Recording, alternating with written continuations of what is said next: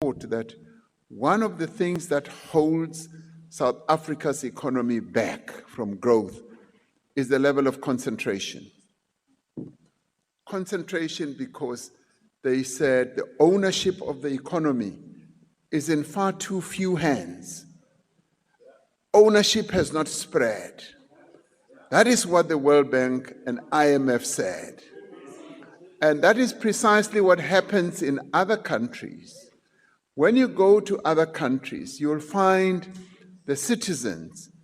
I mean, in Africa, it will largely be black people. Wherever you go in the world, it will be the citizens.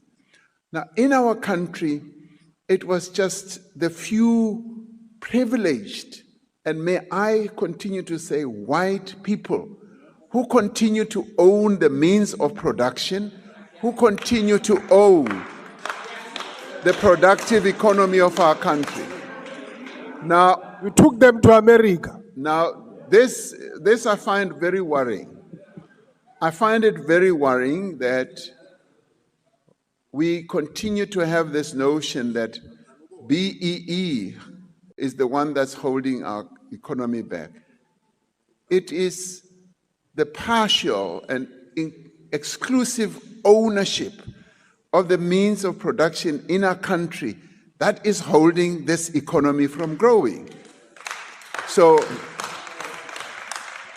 what we seek to do, as set out in the Equality Clause in our Constitution, to redress the imbalances of the past. If we accept that the ownership of our economy is imbalanced, the clause on equality in our Constitution seeks to undo that, to redress that. So therefore, ownership of our economy should be broadened. And I can tell you, Dr. Mulder, there's nothing that gives our people joy, particularly black people, as they go around and they find that this production facility is owned by a black person. It warms one's heart.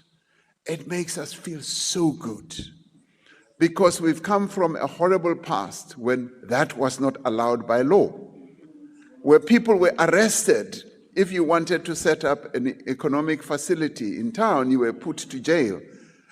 But today, we are saying all that must be put behind us. We must allow more and more people to play an important role in the economy of our country. And this is what baffles me by those who are opposed to black economic empowerment. I say, what do you want to see happening? Do you want to see black people continuing to play the role of laborers, drawers of water, hewers of wood, and consumers only? Why can't black people be made to own productive aspects of our economy? Why can't they be rich as well? That is what needs to happen. Because it is when they get to that level. Dr. Mulder, you look at the Afrikaners, the history of your people. If you look at the history of your people, they were held back by the English.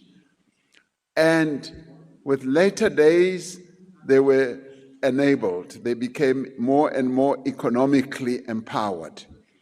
And they became economically empowered due to the policies of apartheid, the laws that were put in place, the sweet deals that they were given, and they started getting more and more into being serious economic players. Why can't the same be done for black people? Why? And this baffles me. Really, I don't understand it, because to me, that is the normal thing to do. You need, as a nation, to say, this group has been disempowered.